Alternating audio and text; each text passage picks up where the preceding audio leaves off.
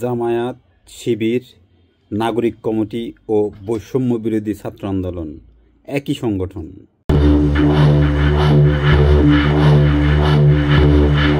বিস্ফোরক একটি মন্তব্য করলেন ইমরানের সরকার।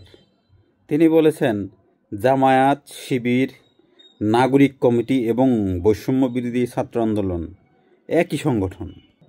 বিশ্বাস না হয় লিঙ্কটা দিয়ে দিছি ভিডিওর পাশেই, দেখেন।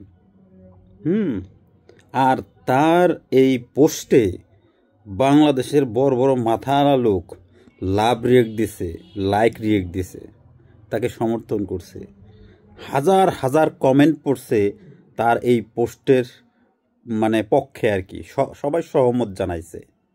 তাহলে বিষয়টা কি দাঁড়াচ্ছে?